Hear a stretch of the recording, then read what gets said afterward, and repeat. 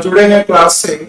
मैं आप लोगों को आज इधर का लाइट थोड़ा कम है, नहीं चल रहा है।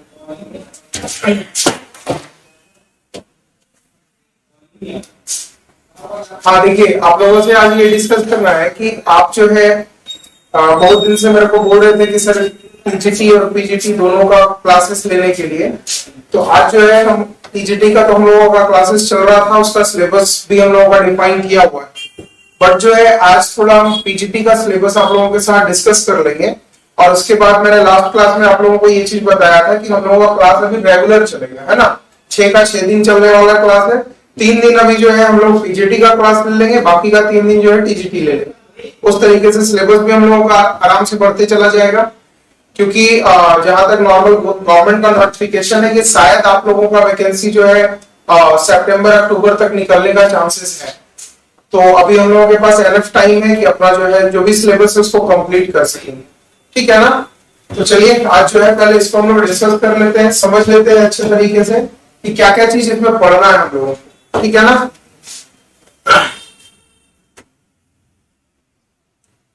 आप सब दोनों करना है या फिर किसी एक के लिए आप सोच रहे हैं करने को? दोनों ना। तो टीजीटी का सिलेबस मालूम है? सिलेबस तो आपके पास होगा दोनों? नहीं है, नहीं है। तो हम लोगों का जो ऐप है ना, दूरिना ऐप आप डाउनलोड कर लेना। उसमें फर्स्ट क्लास मेरा जो है पूरा सिलेबस ही उसमें डिटेल बताया गया है, तो आप उसमें देख सकते हो। नहीं, पीजीटी का तो अभी हम बता रहे हैं ना, पीजीटी बताया हुआ है उसमें लगभग हम लोग का 18-20 क्लास हो भी चुका है, ठीक है ना। तो चलिए इसको हम लोग पहले देख लेते हैं आज।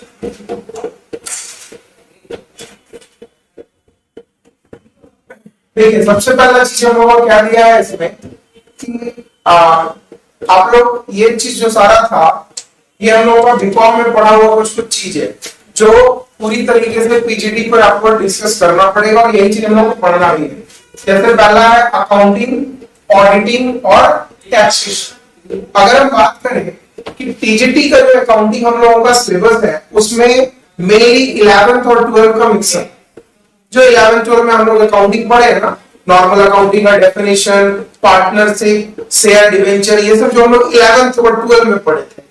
बट जैसे ही पीजीटी में आप आओगे तो पीजीटी तो आपको ही पता है थोड़ा एडवांस वर्जन है, और ये जो है पूरी तरीके से आपका जो है बीकॉम वाला सिलेबस और एमकॉम का सिलेबस को कवर करता है जो आप लोग पढ़े, है ना। तो इसमें देखिए बताया पहले क्या क्या चीज हम लोगों को पढ़ना है। Normally accounting, auditing and taxation, ये तीनों चीज आपको बीकॉम और एमकॉम में मिला होगा। 11th 12th का ये कोई पार्ट है ही नहीं, ठीक है ना। तो अकाउंटिंग में समझना क्या क्या चीज है उसके बारे में जान लेंगे। फिर आगे हम लोगों को टैक्सेशन में क्या पढ़ना है, ऑडिटिंग में क्या क्या चीज डिस्कस करना है, इन सारे चीजों को एक बार देखेंगे, और उसके बाद धीरे धीरे क्लासेस हम लोगों को उसका आगे बढ़ाते चले जाएंगे, ठीक है ना। तो देखिए सबसे पहले हम लोगों को बोला गया है accounting as a financial information system. ये होता है, इसका इम्पैक्ट बताना है कि साइंस और मेथड्स जो है accounting and changing price level with the particular reference of current purchasing power, जिसको बोलते हैं CPP. That is current purchasing power का मतलब क्या होता है, जब हमें एक चैप्टर पढ़ाए थे टीजीटी वाले में, बैंकिंग वाला सिस्टम पढ़ाए थे, तो बैंकिंग में ये चीज बताया जाता है कि कभी भी किसी भी चीज को लेकर मार्केट में महंगाई जब आ जाता है बहुत ज्यादा, आप लोग ये सुने होंगे कि परसों के न्यूज में आया है कि पेट्रोल अप्रॉक्स 10 रुपीज सस्ता हो गया है और डीजल भी लगभग 6-7 रुपए सस्ता हो गया है। ये चीज बात किया ना कि डीजल 10 है, डीजल 7 रुपए है ना। दैट इज जो भी ये सस्ता किया गया उसका रीजन क्या है, गवर्नमेंट बोला कि सेंट्रल गवर्नमेंट की हम सब्सिडी दे रहे हैं, आप लोग जो है उसको अवेल करके यूज कीजिए, ठीक है। पहला चीज, आखिर आपको क्या लगता है गवर्नमेंट को अचानक से हृदय परिवर्तन हुआ था क्या? नहीं ना, गवर्नमेंट ऐसा नहीं है कि भाई पाप कर रहा था अचानक से हृदय परिवर्तन हुआ और रेट कम कर दिया, ऐसा तो नहीं है। गवर्नमेंट को भी ये चीज पता है कि अगर वो रेट नहीं कम करता तो जिस तरीके से इन्फ्लेशन मार्केट में बढ़ रहा है, इन्फ्लेशन का मतलब समझते हैं ना, इसको बोलते हैं महंगाई, समझते हैं ना। जिस तरीके से महंगाई दिन प्रतिदिन बढ़ते जा रहा था, अगर वो रेट ऑफ मतलब जो पेट्रोल और डीजल का रेट अगर वो कम नहीं करता तो प्रॉब्लम होना ही था गवर्नमेंट को भी और हम लोगों को, ये चीज एकदम नॉर्मल है, क्योंकि आप इतना जान लो कि आज इंडिया में किसी भी प्रोडक्ट को आप अगर परचेज करते हो तो वो कहीं ना कहीं ट्रांसपोर्टेशन से डिपेंड करता है ना सर। मान लीजिए जो मुंबई में बना वो अगर रांची तक पहुंच रहा है तो ऑटोमेटिकली वो ट्रांसपोर्ट के जरिए ही आएगा, है ना। और ट्रेन से सारा चीज अवेलेबल नहीं हो पाता है, तो वो लोग ट्रक बाई ट्रक या फिर किसी तरीके से आएगा। तो उसमें आपको पता है कि ट्रक वाले लोग डीजल इस्तेमाल करता है। तो अगर डीजल का रेट बढ़ा हुआ रहेगा तो ऑटोमेटिकली वो ट्रांसपोर्टेशन कॉस्ट भी बढ़ा कर लेगा, और जब ट्रांसपोर्टेशन कॉस्ट बढ़ा कर लेगा तो जो सामान वहां 10 में मिल रहा है वही चीज आते आते 20 में जाएगा मेरे पास, होगा ना। तो ऑटोमेटिक सा चीज है कि अगर डीजल और पेट्रोल का रेट अगर कम होगा तो ऑटोमेटिकली कहीं ना कहीं इस पर थोड़ा सा कंट्रोल लगाया जा सकता है, ठीक है ना।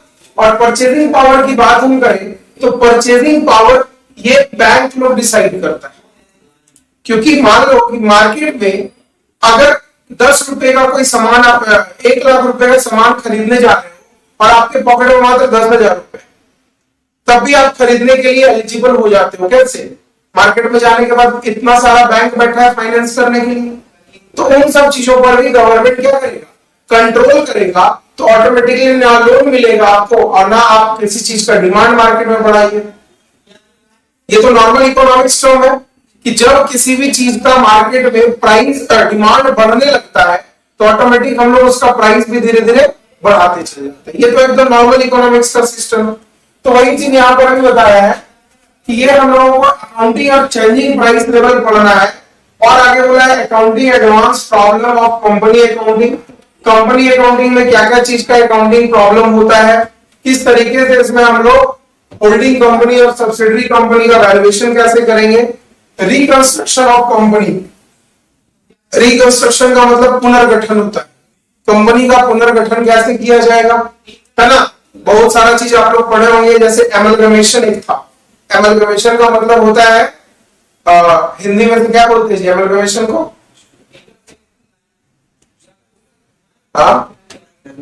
बैचलर में नहीं पढ़े हिंदी, एक्चुअल हमको भी ध्यान नहीं आ रहा है, बट एमलगमेशन का मतलब होता है एक दूसरे को, दैट इज दो कंपनी आपस में आके जब मिल जाता है ना, मर्ज हो जाता है, तो उसको हम लोग एमलगमेशन बोलते हैं।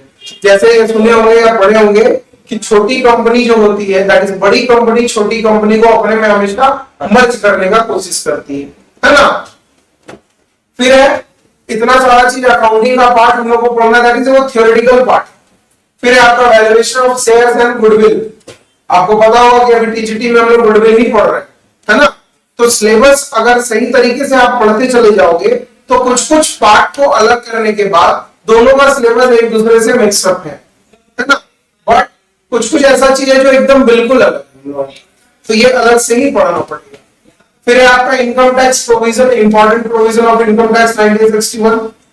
ये जो है इसमें क्या क्या चीज पढ़ना है, तो definition, that is income tax होता क्या है, इसमें एग्जेम्पशन क्या क्या है, मतलब छूट क्या क्या मिला है हमको, एंड इन्वेस्टमेंट अलाउंस। इस चीज में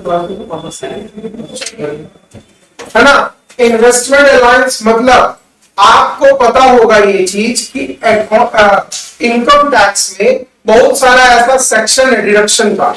जैसे एक सेक्शन है जो नॉर्मली सब लोग जानता है इस सेक्शन के बारे में, 80C। इनकम टैक्स एक्ट में एक सेक्शन है 80C, जिसके तहत गवर्नमेंट हम लोगों को 1.5 लाख रुपए तक का छूट देता है। अगर आप किसी भी तरीके से कमाई कर रहे हो, जैसे मान लो कि कल के आप सैलरी अर्न करते हो, तो सैलरी में एक नॉर्मल डिडक्शन है जिसको बोलते हैं सेक्शन 16(1). जब पढ़ाएंगे तो डिटेल में जाएंगे हम लोग। सेक्शन 16(1) में स्टैंडर्ड डिडक्शन मिलता है 50,000 रुपए का। मतलब अगर आपका सैलरी, अभी टैक्स स्लैब रेट भी थोड़ा सा हम डिस्कस करके बता देंगे आपको। मान लो कि आपका सैलरी जो है 5 लाख रुपया, ठीक है, 5 लाख रुपया सैलरी है, आपको डिडक्शन मिल जाएगा सेक्शन 16(1) के तहत 50,000 रुपया। तो आपका सैलरी हो जाना है 44,50,000 और आपको टैक्स नहीं लगेगा, ठीक है ना। अभी का स्लैब रेट पता है सबको टैक्स का? नहीं सर, करंट टैक्स नहीं पता।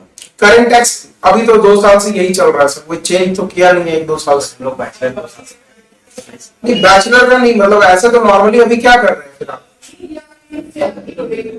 बिजनेस कर रहे हैं, तो बिजनेस करें तो टैक्स वैक्स भर रहे हैं कि नहीं?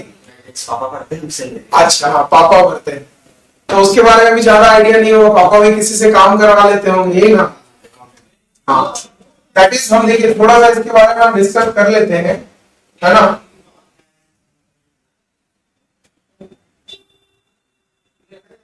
देखिए इनकम टैक्स की अगर हम बात करें तो इनकम टैक्स का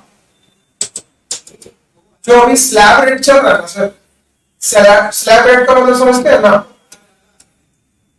जो इनकम आप कमा रहे हो उस पर कितने पैसे के बाद टैक्स लगना स्टार्ट होता है, यही होता है स्लैब रेट।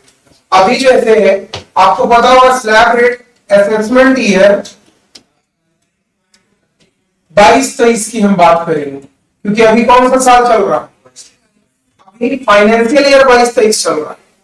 एक्चुअल में इस चीज को याद रखिएगा, अगर हम फाइनेंशियल ईयर की बात करें तो फाइनेंशियल ईयर अगर मेरा 22-23 चल रहा है तो इसका असेसमेंट ईयर कब होगा? इसका असेसमेंट ईयर होगा 23-24। क्यों? इतना तो पढ़ा हुआ चीज है कि हमेशा जो भी फाइनेंशियल चलता है उसके नेक्स्ट ईयर मेरा वो असेसमेंट ईयर बनता है, क्योंकि इस साल तो कमाने में लग जाएगा, अगले साल टैक्स भरेंगे। तो अभी जो टैक्स भर रहे हैं 22-23 का, ये कौन से फाइनेंशियल का भर रहे हैं? ये भर रहे हैं हम लोग 2021-22, है ना? तो फाइनेंशियल ईयर हमेशा एक साल प्रीवियस चलता है और असेसमेंट ईयर जो साल में हम लोग चल रहे हैं, दैट इज अभी हम लोग 22-23 में चल रहे हैं, तो 22-23 जो असेसमेंट ईयर है, फाइनेंशियल ईयर 21-22 का टैक्स भरा है। इसमें जो स्लैब रेट की बात करें तो 0 से लेके 2.5 लाख रुपया आपको देना पड़ेगा नील, आपको 1 रुपया भी नहीं देना पड़ेगा, और 2.5 लाख रुपए से 5 लाख रुपए तक आपको देना पड़ेगा 5%, फिर 5 लाख से 7.5 लाख तक आपको देना पड़ेगा 10%, ठीक है?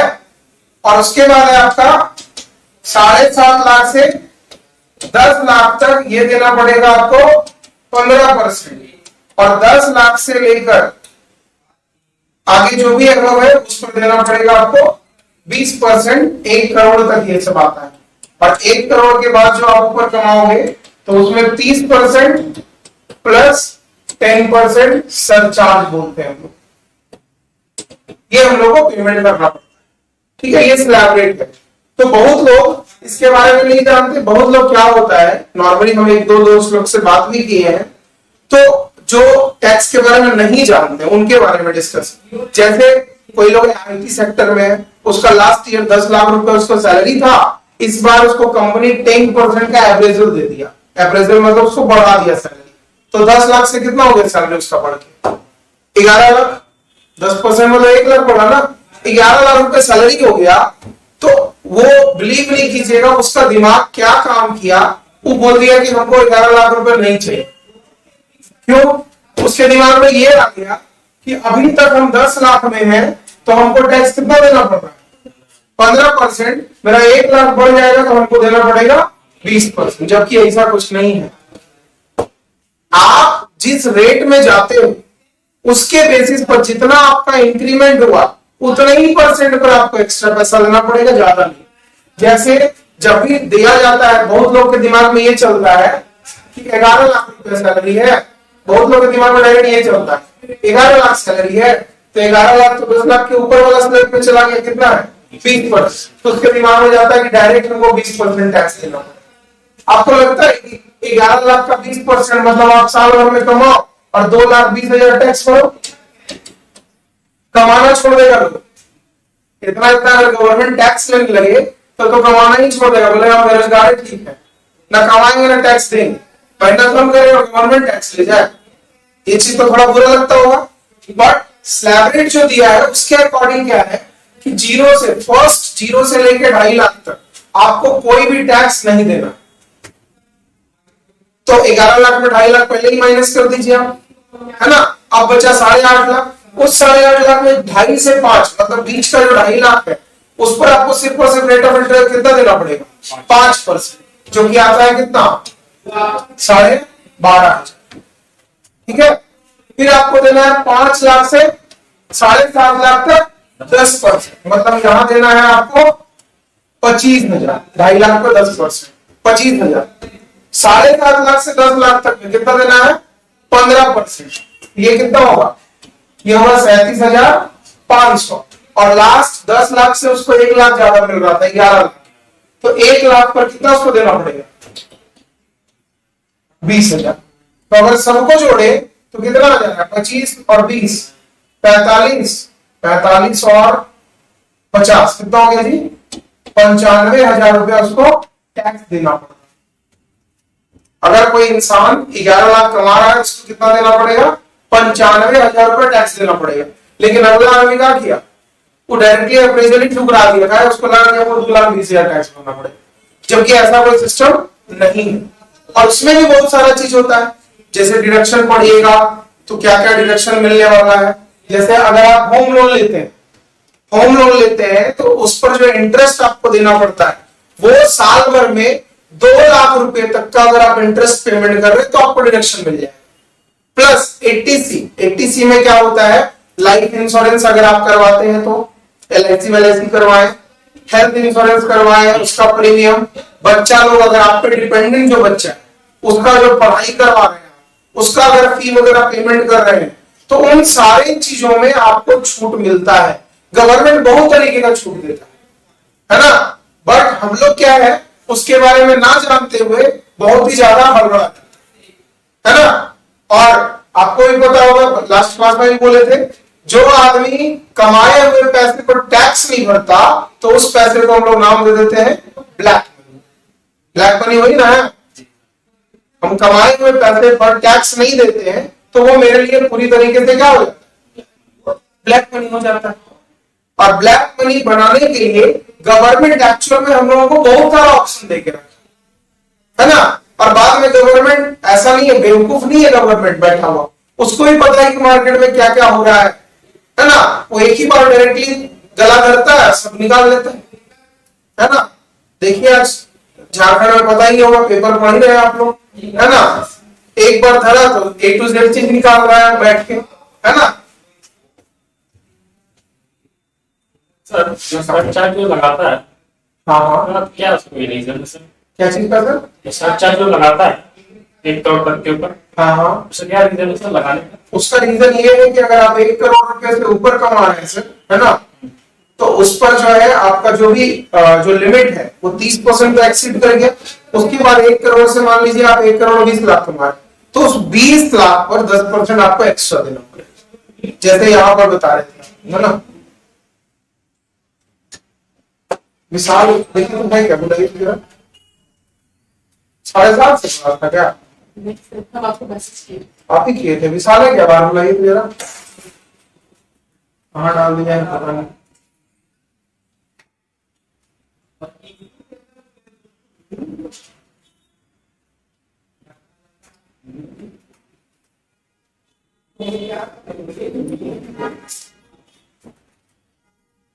छोड़िए, ओके, स्टेटस नहीं बोल रहा था।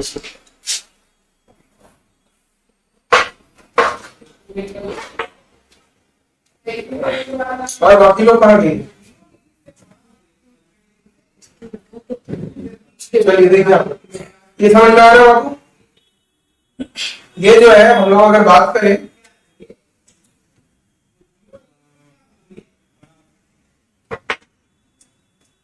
ये समझ में आया important provision for the income tax act 1961। जब इनकम टैक्स पढ़ेंगे तो पूरा डिटेल में जाएंगे, आराम से समझेंगे कि उसका बनाया क्यों गया, उसमें क्या क्या चीज किया गया है, दैट इज आज से पहले इनकम टैक्स में क्या क्या चीज चेंजेस किया गया था और आगे क्या क्या करना चाहिए, है ना। और इनकम टैक्स आपको पता होना चाहिए, ये हम लोगों के लिए डायरेक्ट टैक्स है।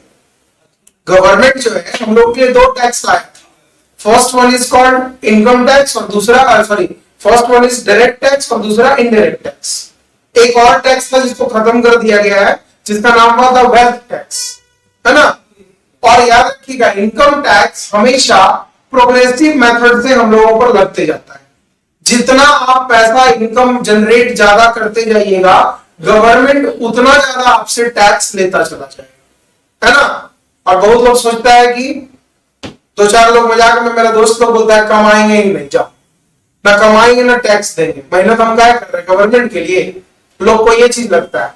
बट अगर आप टैक्स नहीं भरिएगा तो गवर्नमेंट पूरे इंडिया का इकोनॉमिक सिस्टम में तो इंफ्रास्ट्रक्चर भी आता है, आप लोग को पता होगा। तो इंफ्रास्ट्रक्चर मजबूत करने के लिए गवर्नमेंट को तो टैक्स चाहिए ना भाई। आप जाते हैं कोई स्टेशन, बोलते हैं कि यहाँ वाला नल नहीं चल रहा है, तो नल का पैसा वहां घर से लाके कोई लगा देगा, क्यों आप ही से टैक्स लगाता है ना। आप कहीं जाते हैं, रोड बोलते हैं रोड नहीं बना हुआ है, तो रोड कहां से बन जाएगा हवा में, कि गवर्नमेंट का अपना खेती करके गवर्नमेंट पैसा ला के देगा मोदी जी, ऐसा तो नहीं है ना, वो हम ही लोग से लेंगे ना। तो हम लोगों को एक्चुअल में ईमानदारी से टैक्स पूरी तरीके से पे करना चाहिए, है ना। हम ही लोग जो है, अभी हम सीए फाइनल में मतलब पढ़ रहे हैं, तो हम लोगों को सीए लोगों को ये चीज गवर्नमेंट मतलब मोदी जी बोलिए चाहे जो भी है, गवर्नमेंट की तरफ से ये नॉर्मल सा चीज बोला गया है कि आप लोग अगर शरीफ बन के रहिएगा, सीए अगर शरीफ बन के रहा तो इतना गारंटी है कि मार्केट में टैक्स चोरी करने का ऑप्शन बचेगा ही नहीं। लेकिन कहीं ना कहीं हम लोग सीए है, बहुत लोग बोल देता है जाके कि सर्टिफाइड चोर बन जाते हैं आप, है ना। आप ऐसे लोगों का मदद कर देते हैं जो कि आप भी 2 रुपए कमाने के चक्कर में ऐसे लोगों का मदद कर देते हैं कि गवर्नमेंट का करोड़ों करोड़ रुपया पूरी तरीके से ब्लैक बना देते हैं, है ना। आज देखिए एक भाई साहब अभी पकड़ाए हुए हैं, है ना, सीए सुमन कुमार जो है वो पकड़े हुए हैं। तो कोई भी ये चीज एकदम नॉर्मल से ये चीज बताया गया और समझाया भी गया है कि आप जो है कभी भी ऐसा हो ही नहीं सकता कि बिना आप एक फाइनेंशियल एडवाइजर के किसी भी तरीके से गलत काम कर सकते, है ना। और ये चीज भी कभी कभी गलत हो जाता है। अगर मान लीजिए कि हम आपका अकाउंटेंट बने हैं, हम मान लीजिए अकाउंटेंट बन के आपका काम कर रहे हैं, हमको सब जगह पता है कि कहां कहां हम क्या कर सकते हैं, लेकिन आपसे हम डिस्कस नहीं करेंगे तो ऑटोमेटिक है आप कभी भी मेरे पर ये चीज बोल ही नहीं सकते कि सर 1 रुपए यहां से हटा दीजिए, कभी नहीं बोल सकते। हमको तो सब पता है कि कहां कहां क्या करने से पैसा बच सकता है या फिर क्या हो सकता है, लेकिन ऐसा बिल्कुल नहीं करेंगे आपके साथ, है ना। ऑटोमेटिकली बोला जाता है देश का निर्माण करने के लिए आपको टैक्स तो सही तरीके से भरना पड़ेगा, लेकिन लोग जो है एक बार पॉकेट में पैसा आने वाला निकालने में तो दर्द लगता है ना किसी को भी, है ना। हम ही लोग को आप लोग जो पेमेंट कीजिएगा ऑनलाइन के थ्रू, तो हम लोग को यार 18% जीएसटी पेमेंट करना पड़ जाता है। अरे यार 10,000 कमाए 1800-1500 रुपए तो हमको टैक्स ही पेमेंट करना पड़ेगा। तो अगर टैक्स नहीं पेमेंट कीजिएगा तो फायदा सिर्फ और सिर्फ आप अपना देखिएगा, फायदा तो गवर्नमेंट का भी होना चाहिए ना। आज देखिए इतना अच्छा रोड बना के दे दिया आपको, यहां से आप चले जाइए हजारीबाग, चाहे यहां से चले जाइए जमशेदपुर, इतना अच्छा रोड बनाकर दे दिया है कि आपका जो डिस्टेंस 5 घंटे में कवर होता था, आज वो डिस्टेंस आप 1.5 से 2 घंटे में कवर कर ले। अब बीच में जो है एक टोल टैक्स लगा दिया, आपसे 150 रुपया 200 रुपया ले रहा है, तो लोग को उतना अच्छा रोड मिल गया उससे तकलीफ नहीं है, पर 150 रुपया टैक्स दे रहा है तो उससे तकलीफ है कि अरे भाई मेरे से क्यों ले रहा है, क्यों नहीं लेगा, वो बेटर चीज दे रहा है तो क्यों नहीं लेगा, है ना। देखिए income tax various head and determination of accessible income tax authorities कौन कौन होता है, किस तरीके का इसमें इनकम टैक्स जो है इसमें कौन कौन पोजीशन पे कौन कौन आदमी बैठता है, किनके पास क्या क्या चीज का हक होता है, ये सब चीज को हम लोग पढ़ेंगे इसमें पूरी तरीके से, ठीक है। नेक्स्ट है आपका nature and function of cost accounting, ठीक है। कॉस्ट अकाउंटिंग समझते होंगे आप लोग, अकाउंटिंग जब आप पढ़े थे तो अकाउंटिंग को 3-4 पार्ट में डिवाइड कर दिया गया। First one is called financial accounting, जिसमें हम लोग जनरल एंट्री वगैरह पढ़े थे। Second one is management cost, ये सब जो चीज पढ़े थे ये हम लोगों का अकाउंटिंग का पार्ट, ठीक है ना। तो उसी में बताया nature and function of cost accounting, जिसमें कॉस्ट का क्लेरिफिकेशन बताना है, technique and separating semi-variable cost into the fixed and variable components.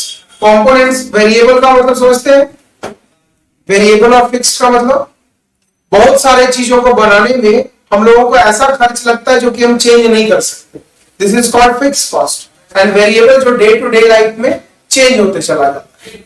जैसे अगर हम बात करें तो इस बिल्डिंग का जो रेंट है वो मेरा फिक्स नेचर का, बट इस बिल्डिंग में जो मेरा बिजली बिल आ रहा है वो वेरिएबल नेचर का।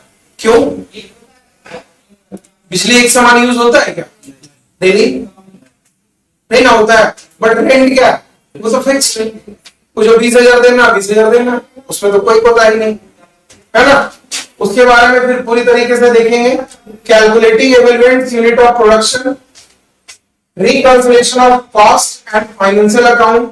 मतलब अगर किसी तरीके से कोई गलती हो गया मेरा फाइनेंशियल अकाउंटिंग में या कॉस्ट अकाउंटिंग में कोई तरीके की गलती हुआ, उसको रिकंसाइल कैसे करेंगे? रिकंसाइल का मतलब है गलती को सुधार कर, है ना। रिकंसाइल कैसे करेंगे हम? फिर है budgetary control, representation, shutdown point technique. Shutdown point technique से मतलब समझते हैं, जब आपका जो कॉस्ट है वो आपके बोल सकते हैं जो आपका इनपुट है जितना आप लगाए हैं उस तरीके का आउटपुट अगर प्रोड्यूस ना हो मार्केट में, तो उसमें एक पॉइंट आता है, बोला जाता है, इकोनॉमिक्स में भी ये चीज पढ़े हैं, शटडाउन पॉइंट बोलते हैं, जिसमें AR is equal to MR हो जाता है, that is average revenue is equal to marginal revenue. मतलब जितना पैसा आप लगा रहे हो अगर उतना ही पैसा आप कमा रहे हो तो सबसे अच्छा टाइम उसी टाइम आता है जब आप अपने कंपनी को बंद कर सकते, है ना। क्यों? वो सिचुएशन आपको लॉस में नहीं ले जाती, है ना। अगर लॉस में आपकी कंपनी जाते चली गई तो कंपनी से मार्केट वाले लोगों का भरोसा भी उठ जाना है और आपका कंपनी 110% डूब जाना। उससे बेटर है कि जब ऐसा सिचुएशन आ जाए शटडाउन पॉइंट वाला, तो उस टाइम बंद करो, फिर दूसरा बिजनेस सोचो क्या करना है। कम से कम लॉस में तो नहीं जा रहे, है ना। Responsibility accounting based charging overheads. Overheads का मतलब एक्सपेंसेस होता है, खर्चा, ठीक है। And their inheritance facility code of pricing decision. ये जो है आपका पूरी तरीके से, है ना, ये गवर्नमेंट जो आपका झारखंड सरकार निकाला है सिलेबस, उसी के तहत ये पीजीटी का आपका सिलेबस है, ठीक है ना। ये हो गया। फिर आगे बात करें हम, तो देखो इसमें और क्या क्या चीज है। Significance of the attach function, ये क्या है? Programming of the audit work. Programming of the audit work का मतलब क्या है कि work valuation and verification of assets, fixed, wasting and current assets. मतलब घुमा फिरा के बात यह है कि ऑडिट किस तरीके से किया जाता है। जैसे हम ही लोग अपने आर्टिकलशिप में जब थे, दैट इज दूसरे सीए के अंडर में जॉब जब कर रहे थे, तो हम लोगों को भी बहुत जगह भेजा गया था, 3-4 बैंक भेजा गया। आप लोग नाम सुने होंगे जिंदल का, जी सुने पता, तो उसी के अंदर एक है आपका आधुनिक मैन पावर सप्लाई करके एक कंपनी है, जिंदल का ही कंपनी है, उसमें हम लोग जाके ऑडिट किए। तो ऑडिट में क्या क्या चीज किया जाता है, इन सब चीजों के बारे में भी हम लोग डिस्कस करेंगे, देखेंगे, समझेंगे। जैसे बहुत लोग बोलता है कि ऑडिटर होता कौन, अगर कोई डायरेक्टली पूछे ऑडिटर होता कौन, तो हम बोल सकते हैं the person who checks the all of accounting work is called auditor. Normally क्या है, आप अगर एक टेस्ट देते हो, टेस्ट का कॉपी चेक करने का अधिकार किसको है? हमको है ना। तो उस अधिकार के लिए टीचर बनना पड़ता है ना। तो वो जो अधिकार मिला वही चीज कहीं ना कहीं ऑडिटर कहला गया। क्यों? ऑडिटर कौन बनता है? ऑडिटर बनने के लिए सीए का डिग्री आपके हाथ में होना चाहिए। और सीए का डिग्री मिलता कहां है? तो इंडिया में खरीदा तो जाता नहीं दुकान पर, वो ICAI that is institute of chartered accountant of India, वो जो है प्रोग्राम के तहत अपना पढ़ाई करवाता है और उस एग्जाम को जो क्लियर कर लेता है उसको पूरी तरीके से सीए बोलते हैं। अब जैसे कोई भी जिला का अधिकारी जो होता है, जिला अधिकारी बोलते हैं, तो यूपीएससी क्रैक किया हुआ रहेगा तब ये बन सकता है, IAS IPS तो ऐसा नहीं बन सकता है ना। तो हर एक लोगों का अलग अलग डेजिग्नेशन है, उस तरीके से लोग काम करता है। फिर है audit of limit companies, appointment status, किसी भी ऑडिटर को अपॉइंट किस तरीके से किया जा सकता है, पावर उसका क्या है, ड्यूटीज एंड लायबिलिटीज क्या है उसका, दैट इज उसका काम क्या है, किस तरीके से कंपनी के बोल सकते हैं कंपनी के नजर में उसका काम क्या क्या है, क्या क्या लायबिलिटी उसके ऊपर दायित्व बन रहा है, इन सारी चीजों को पढ़ना है। ऑडिटर्स रिपोर्ट, ऑडिटर रिपोर्ट कैसे लिखता है, क्या क्या चीज किया जाता है उस रिपोर्ट में। Audit of share capital and transfer of shares, special point of the audit of banking and insurance company. Banking और इंश्योरेंस कंपनी में अलग तरीके का ऑडिट का पॉइंट होता है, उसके बारे में भी पढ़ेंगे। नॉर्मल कंपनी का अलग होता है और बैंकिंग और इंश्योरेंस कंपनी का अलग होता है, ठीक है ना। क्योंकि बैंक और इंश्योरेंस जो है वो किसी कंपनी के द्वारा नहीं बनाया जाता, वो गवर्नमेंट का एक स्पेशल रिजोल्यूशन पास करके उन दोनों को हक मिला है बनाने का कि आप बैंक बना सकते हो, आप इंश्योरेंस कंपनी ओपन कर सकते हो, है ना। तो ये सब चीजों के बारे में भी देखेंगे। फिर थोड़ा सा आगे पॉइंट आ गया, देखिए कुछ कुछ जो है आपको यहां पर फिर बीएसटी का पार्ट पढ़ना होगा, दैट इज बिजनेस स्टडी का। इसमें बोला है business finance and financial institution. Business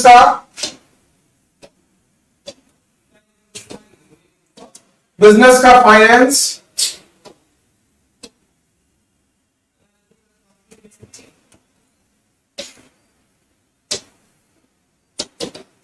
business का फाइनेंस एंड फाइनेंशियल इंस्टीट्यूशन के बारे में बताया है, जिसमें सबसे पहले आपको कॉन्सेप्ट देखना है उसका कि क्या होता है, स्कोप क्या क्या है फाइनेंशियल मैनेजमेंट का। जैसे देखिए इसमें तीनों चीज को घुसा दिया। पहला आपका नॉर्मल फाइनेंशियल अकाउंटिंग जो है वो भी घुसा दिया, फिर कॉस्ट अकाउंटिंग भी घुसा दिया, अब जो है फाइनेंशियल मैनेजमेंट को भी घुसा, दैट इज जो आपका एक तरीके का पूरी तरीके से बीएसटी का जो पार्ट है। फाइनेंशियल गोल क्या होना चाहिए किसी भी कंपनी का, बजटिंग क्या है, rules of the thumb and discounted cash flow approach, कहां से पैसा आएगा कहां पैसा जाएगा, इन सब चीजों के बारे में पूरी तरीके से हमको पढ़ना है। फिर आगे बताया है कि नॉर्म्स एंड गाइडलाइंस रिगार्डिंग डेब्ट equity ratios, determining of the optimal dividend policy optimisation models. इसका मतलब क्या है कि आपको पता होगा कि किसी भी शेयर्स के बदले, किसी भी अंश के बदले आप क्या कमाते हैं, अगर डिविडेंड, ये तो डिस्कस किए थे कि किसी भी शेयर्स के बदले आपको मिलने वाला जो चीज है उसको हम लोग लाभांश बोलते हैं, दैट इज डिविडेंड बोलते हैं, है ना। और कोई भी डिवेंचर के बदले मिलने वाला क्या हुआ, उसको डिवेंचर के बदले क्या मिलता है हमको, डिवेंचर मतलब समझते हैं ना, ऋण पत्र। डिवेंचर के बदले हमको सिर्फ और सिर्फ इंटरेस्ट मिलता है, क्योंकि इंटरेस्ट मेरा फिक्स्ड फॉर्म में होता है और जो मेरा डिविडेंड है वो फ्लक्चुएटिंग बेसिस पर होता है, दैट इज वो जो है फ्लक्चुएट करते रहता है, आता भी है और जाता भी है, कभी बढ़ जाएगा कभी घट जाएगा, वो बिजनेस के परफॉर्मेंस के बेस पर चलता है ना। तो इन सब सारी चीजों को पढ़ना है हम लोगों को। फिर आगे बताया है इसमें क्या चीज आपका, organisation and efficiencies of Indian market structure of assets and liability of commercial banks. मतलब कमर्शियल बैंक आज के दिन में क्या क्या चीज किया है, इसमें बहुत सारा चीज होगा जो कि किसी किसी के बारे में डिस्कस किया है। जैसे देखिए आपका पहला क्या बोला है कि आपको ये चीज पढ़ना है, सबसे पहला चीज आपको ये पढ़ना है कि achievement and failures of the nationalisation regional rural bank, recommendation of the Tandon study group of following of bank credit 1976 and the revision of the pores committee, इसके बारे में डिस्कस किया गया। और प्लस लास्ट में function and working of all Indian term financial institution, जिसमें ये सब चीज के बारे में डिस्कस किया। आईडीबीआई बैंक है, आपको पता है, आईएफसीआई भी, आईसीआईसी भी और आरसीआईसी, है ना। तो इसके बारे में हम लोग डिस्कस करेंगे कि है क्या, इसके बारे में समझेंगे कि रिजर्व बैंक क्रेडिट पॉलिसी किसी के तहत क्यों बनाया है। जैसे आप लोगों को मालूम होना चाहिए, क्वेश्चन ये भी पूछ देगा कि कृषि प्रधान के लिए, दैट इज बोल सकते हैं कि एपेक्स बैंक फॉर एग्रीकल्चर कौन है,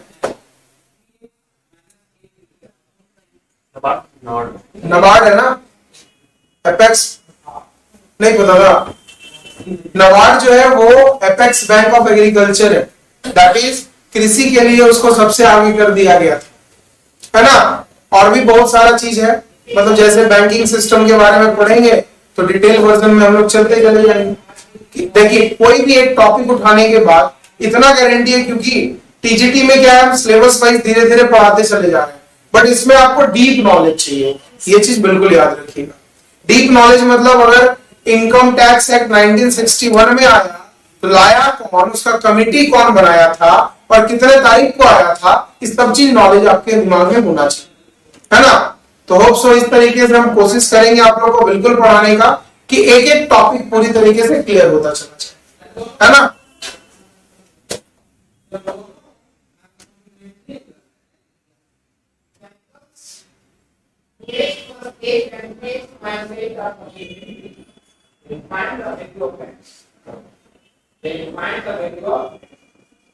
यदि ये दोनों को क्या इसका मान निकालना है, ठीक है, इस सिलेबस में कहीं पर कोई दिक्कत है तो पूछिए मेरे से। अभी आगे भी बताया बहुत सारा चीजें, देखिए इसमें provision of the negotiable instrument act 1888। Negotiable instrument act का मतलब होता है विनिमय साख पत्र, शायद बोलते हैं इसको ना जी, नहीं पता आपको भी इंग्लिश है क्या? हिंदी में थोड़ा सा दिक्कत हमको भी है, कोई दिक्कत नहीं, धीरे धीरे सीख लेंगे। क्या बोलते हैं मैडम? मतलब हिंदी ज्यादा वर्ड समझ में नहीं आता है, लेकिन पापा हिंदी है नहीं, ऐसा कैसे चलेगा? पीजी दोनों मिलकर से अच्छा ऐसा है, आप आइए थे। डिपार्टमेंट में हिंदी से नहीं होता है पीजी। अच्छा बढ़िया है, आपका हिंदी से बताइए क्या होता है निगोशिएबल। हिंदी ऐसा वर्ड है ना कि इंग्लिश जो ज्यादातर इंग्लिश नहीं होता है, लेकिन हिंदी बताता है, लेकिन उतना ध्यान नहीं दे देते हैं, क्या इतना ध्यान नहीं रहता ना सर। अब क्या हम लोग अकाउंट्स पढ़ रहे हैं तो अब cash account debit to capital जो लिखते हैं तो अब क्या लिखते हैं, रोकड़ अकाउंट, रोकड़ खाता डेबिट, हिंदी में तो कैपिटल पूंजी खाता, इस तरीके से तो चलते नहीं हम लोग ना। हम लोग हिंदी में भी जो पढ़े होंगे 11 12 अकाउंट्स हिंदी में भी पढ़े होंगे तो उसको एंट्री तो इंग्लिश में कराया गया था, है ना। अब स्पेशल जो आदमी वो जो रोकड़ लिखा होगा वो रोकड़ में चलना है ना, ऐसा तो कोई नहीं होगा। इसमें देखिए फिर बताया क्या चीज, ये जो आप बात कर रहे हैं निगोशिएबल इंस्ट्रूमेंट एक्ट ना, निगोशिएबल इंस्ट्रूमेंट एक्ट का मतलब क्या है कि इसमें आपको पढ़ना है ये सब चीज। निगोशिएबल इंस्ट्रूमेंट एक्ट में पढ़ना है बिल्स ऑफ एक्सचेंज क्या होता है, चेक क्या होता है ना। हाँ क्या सर? प्रॉमिसरी नोट, हाँ प्रोमिसरी नोट बोल सकते हैं, ये सब सारा चीज बिल्स ऑफ एक्सचेंज के अंडर में ही आता है। तो उस एक्ट को लाया गया था तो इसका प्रोविजन क्या था, क्यों लाया गया था, दैट इज कोई रीजन होगा तभी लाया गया होगा उसको। उसका रीजन तो हमको जहां तक पता चल पाता है क्योंकि निगोशिएबल इंस्ट्रूमेंट एक्ट को लाने का सबसे बड़ा मेन रीजन था कि मार्केट में क्रेडिट ट्रांजेक्शन्स को बढ़ावा देना, है ना। जैसे आपको पता होगा कि अगर आप निगोशिएबल इंस्ट्रूमेंट एक्ट की बात करते हो तो इस एक्ट में जितने सारे चीजों के बारे में बताया गया, चाहे चेक हो, चाहे वो प्रोमिसरी नोट हो, चाहे वो बिल्स ऑफ एक्सचेंज हो, ये तीनों का तीनों सिर्फ और सिर्फ ज्यादा से ज्यादा बढ़ावा दिया किसको, क्रेडिट ट्रांजेक्शन्स को, मतलब उधार वाले ट्रांजेक्शन्स। क्योंकि आपको अगर 4 महीने के बाद किसी को पैसा देना है तो वो बिलीव कैसे करेगा कि आप 4 महीने के बाद दीजिएगा। आप उनको बोल दिए कि सर 2 महीने के बाद पैसा देंगे, हम भरोसा कैसे करें? हम लास्ट क्लास में ही बोले कि लिखतम पे पूरा भरोसा है, वक्तम पे बिल्कुल नहीं करना चाहिए। दैट इज उसके लिए कोई ना कोई एक रिटन डॉक्यूमेंट तो देना पड़ेगा ना सर, और रिटन डॉक्यूमेंट जो दिया गया उसी को निगोशिएबल इंस्ट्रूमेंट एक्ट में डाल दिया। चेक भी उसी के अंदर आता है, बिल्स ऑफ एक्सचेंज भी उसी के अंदर आता है, प्रोमिसरी नोट भी उसी के अंदर आता है। मतलब आप एक जो है रिटन डॉक्यूमेंट में लिख के दो कि 2 महीने के बाद हमको पैसा दोगे, आप साइन करके दे दो, हम भरोसा कर लेंगे आपको। और ये भी किसके द्वारा, गवर्नमेंट के द्वारा, मतलब गवर्नमेंट के पेपर पर होना चाहिए। तीन सादा पेपर में लिख के दे देंगे, उससे कुछ नहीं होता, पेपर फाड़ के फेंक देंगे, हो गया खत्म, है ना, ऐसा नहीं। फिर आपका crossing and endorsement with the particular reference to statutory production to the paying and collecting bankers, जिसमें बहुत सारा चीज पढ़ना है। Banking regulation act with the regard of chartering, supervision and regulation of banks. Bank का काम क्या क्या है, तो हम लोगों के बिहाफ में काम किस तरीके से करती है, उसका फॉर्म कैसे हुआ, इन सब चीजों के बारे में पूरी तरीके से डिस्कशन हम लोग करेंगे। फिर organisation theory and industrialisation relation, organisation theory and industrial relation, मतलब बैंकिंग और नॉर्मली बात करें बैंक या फिर नॉर्मल इंडस्ट्रीज का रिलेशन किस तरीके से बिल्ड होता है ना। आज आपको पता चलता होगा, ये नॉर्मली बोला जाता है कि आप जो है इंटरेस्ट देते देते मर जाते हैं। अगर आप छोटा मोटा लोन लेते हैं बैंक से तो पता है बैंक वाले दो ही लोग को याद रखते हैं, एक जो उसके साथ डेली का बड़ा हैवी ट्रांजैक्शन करता हो, लाखों करोड़ों में आप ट्रांजैक्शन अगर करते होंगे तो आपका स्टाफ सिर्फ बैंक में पहुंचेगा ना, और बैंक में थैला में पैसा रखेगा, बैंक वाला खुद लाके काउंट करके अपने से जमा कर देगा। और दूसरा, बैंक से आप लोन ले लीजिए, बैंक से लोन ले लीजिए और टाइमली पेमेंट कर दीजिए, तो बैंक वाला आपको याद में नहीं रखता, हाँ लिया था दे दिया खत्म, 3-4 को बाउंस करा दीजिए, उसके बाद बताएगा है ना। 3-4 को डेट पे पैसा मत दीजिए बैंक वाले को। देखिए बैंक वाला कितना प्यार से खोजते खोजते आपको घर तक भी आ सकता है। दैट इज, बैंक वाला दो ही आदमी को याद रखता है, एक सबसे बुरा आदमी जो उसको पैसा नहीं दे रहा, एक सबसे अच्छा आदमी जो बहुत ज्यादा पैसा दे रहा। बाकी बीच वाले का तो हम लोग तो देख ही रहे हैं, हम लोग बैंक जाते तो वैल्यू मिलता है क्या? कभी कोई वैल्यू नहीं मिलता। क्यों? आप नॉर्मल पब्लिक है भैया, चाहिए जमा कीजिए पैसा, निकालिए और निकलिए, हमको कोई मतलब नहीं। प्राइवेट बैंक में जाइएगा तो थोड़ा सा ये चीज सही है कि प्राइवेट बैंक में छोटे से छोटे भी अगर आप उसके कस्टमर हैं और बड़े से बड़े क्यों ना हो, वो सब पर ध्यान देते हैं। उसका रीजन क्या है? उसको बिजनेस चलाना, आपसे प्यार से बात करेगा। वहां पर कैश काउंटर में चले जाइएगा, हम ही लोग, मेरा जैसे आईसीआईसीआई बैंक में एक अकाउंट है, पैसा जमा करने गलती से चले जाते हैं, आज तक ऐसे तो जाते नहीं है बट गलती से चले गए, तो जो काउंटर पे बैठी हुई लड़की हुई पूछे, sir good morning sir. Good morning ma'am, बोलिए क्या बोलना है? तो सर आप पैसा सबमिट कर रहे हैं ना सर, एक इंश्योरेंस भी खरीद दीजिएगा क्या? इतना प्यार से बोलेगी कि जैसे बस इंश्योरेंस वो मेरे लिए करवा है ना। उसको डायरेक्टली बोलते हैं मैडम छोड़ ही दीजिए तो ज्यादा अच्छा रहेगा क्या, और जरा प्यार में इंटरेस्ट लेके आप बात की है उससे, उसके बाद देखिए तो आपका फोन नंबर ले लेगी, 3-4 बार रेगुलर फोन करेगी आपको, है ना। सर आइए ना, कभी चाय कॉफी पर भी मिलते हैं हम लोग, चाय का पैसा भी वो अपने से पेमेंट कर देंगे, लेकिन क्यों? इंश्योरेंस उसको खरीदवाना है आपसे, है ना। बस सॉरी, आपसे वही वाला खरीदवाना है, उसको बेचना है, और एक बार बेच दिए उसका काम खत्म, फिर आपके जैसा कोई दूसरा पकड़ेगी। उनका काम है ना, वो सेल्स नहीं देंगे, उनको सैलरी नहीं देगी बैंक। ये सैलरी छोड़ दीजिए, उसके नौकरी पे आ जा सकता है, तो निकाल नहीं सकता है नौकरी से कि भैया आपको रखे क्यों है। और आप तो प्राइवेट बैंक को छोड़ दीजिए, अब गवर्नमेंट बैंक में भी ये चीज ला दिया गया है। आप बैंक चले जाइए, कोई भी बैंक ऑफ इंडिया या फिर एसबीआई चले जाइए, अब वो बैठ के बोलता है मैडम योनो डाउनलोड कर लीजिए ना, है ना। आजकल सब बैंक बोलता है ना कि मेरा ऐप डाउनलोड कर लीजिए, उसके थ्रू आप लोग कीजिए इंश्योरेंस के लिए। हाँ, इंश्योरेंस भी हो गया। इंश्योरेंस के लिए भी लगभग सब बैंक बोलने लगा है कि इंश्योरेंस करवा लीजिए, इंश्योरेंस करवा लीजिए। एक आध दिन कोई गुस्सा में बोल देगा कितना और मरे बताओ, इंश्योरेंस सबसे करवाते रह गए हम, सब पैसा मेरा उधर चल जाएगा, हम कमाएंगे कब और खाएंगे कब, है ना। फिर आपका ऑर्गेनाइजेशनल थ्योरी में क्या क्या चीज बताया है, nature and concept of organisation, अलग अलग तरीके का क्या क्या होता है, जैसे ऑर्गेनाइजेशन का गोल क्या क्या होना चाहिए, प्राइमरी और secondary goals, single and multiple goals क्या क्या होगा, इन सब चीजों के बारे में पूरी तरीके से हम लोग पढ़ेंगे। दैट इज, ये पूरी तरीके से हम लोग का बीएसटी का पार्ट है ना। फिर अगर हम बात करें तो evaluation of organisation theory, classical क्या होगा, नियो क्लासिकल क्या होगा, सिस्टम अप्रोच क्या है, तो ये सब जो हम लोग एक बार जब पढ़ते चले जाएंगे तो डिटेल वाइज ये गारंटी है कि जब हम लोग पढ़ना चालू करेंगे तो उस पूरे सिलेबस को एक बार निकाल लेंगे, उसके बाद पढ़ाते चले जाएंगे। बाई चांस मेरे से अगर कोई टॉपिक छूटा तो आप मेरे को याद करवा देना, बाकी डिटेल वाइज तो पढ़ते ही चले जाएंगे हम लोग, है ना। फिर आपका इंडस्ट्रियल रिलेशन, इंडस्ट्रियल रिलेशन में सारा चीज क्या बताया, nature and scope of industrial relation, industrial labour in India and its commitment, theory of unionism, trade union movement in India.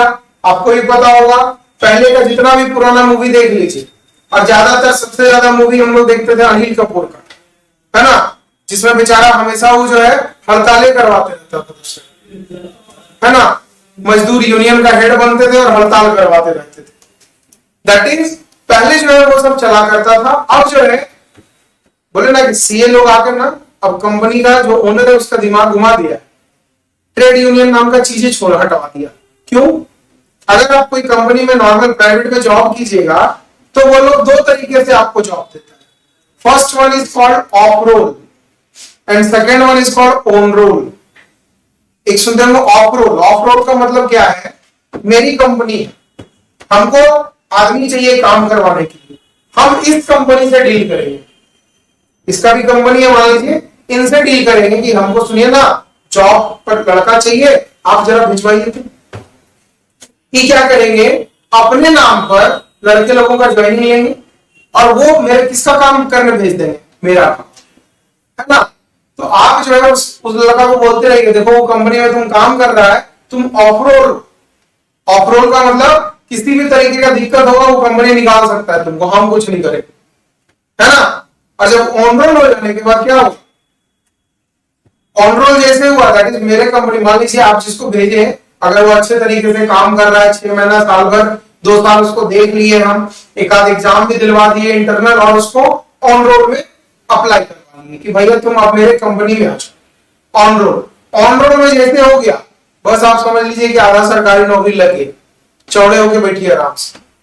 लेकिन प्राइवेट में आपको पता है कि ये तकलीफ है कि कभी भी कोई प्रॉब्लम होगा आपको निकाल सकता है, चाहे आप कितने भी सीनियर पोस्ट पे क्यों ना, है ना।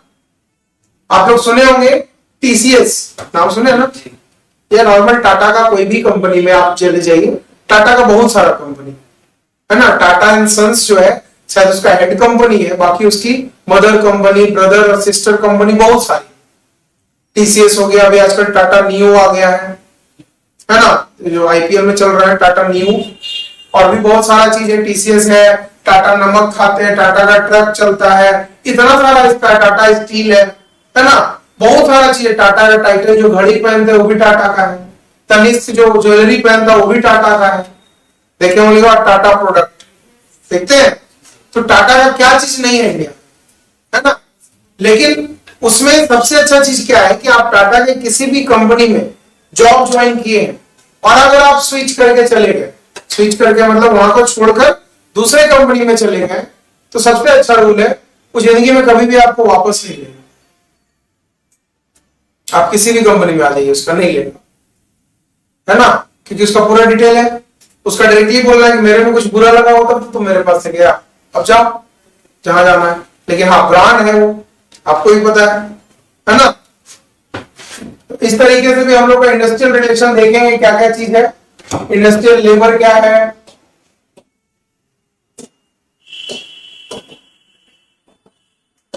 हम जो आपको बोले ना कि जिंदल हम ऑडिट करने गए थे, तो वहां पर एक जिंदल का था आधुनिक मैन पावर लिमिटेड, तो वही सेम काम था। पहले क्या था कि कोई भी कंपनी हुई करती थी, मान लीजिए कि जिंदल के बारे में बात करें हम, तो जिंदल कंपनी था, अगर इसमें डायरेक्ट एम्प्लॉय का नौकरी लग जाएगा तब तो एम्प्लॉय लोग अपना मनमानी नहीं करेगा।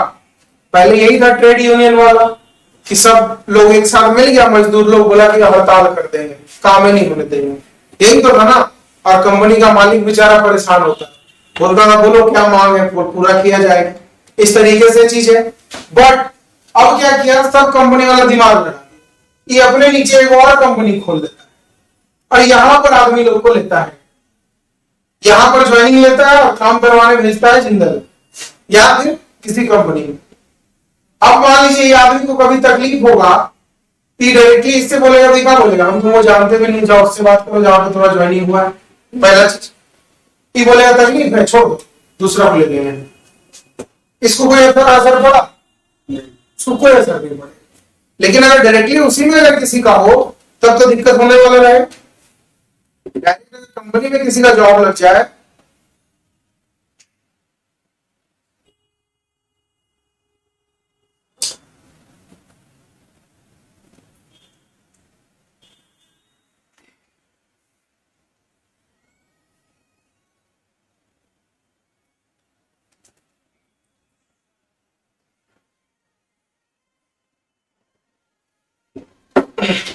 डायरेक्टली अगर कंपनी में जॉब लग जाए तो ये प्रॉब्लम क्रिएट वो लोग कर सकता है ना, हम लोग के साथ बिल्कुल प्रॉब्लम क्रिएट कर सकता है।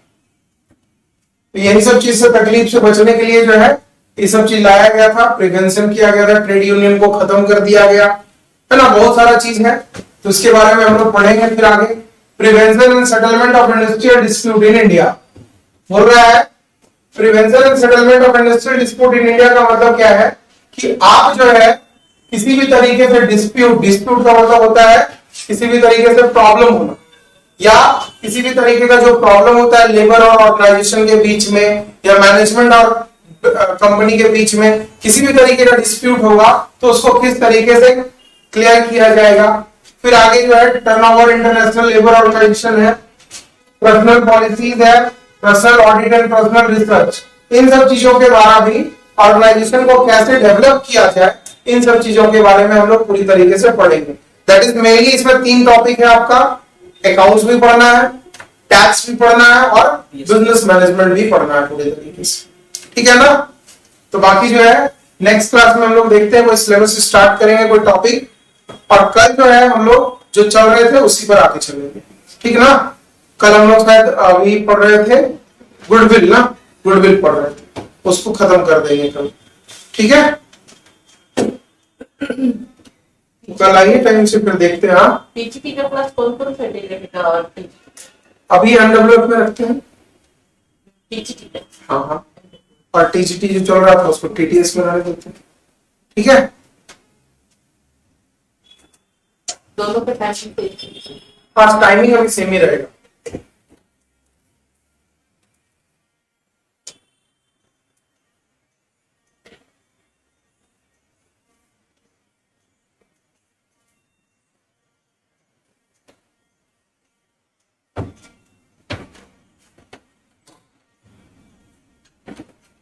चलिए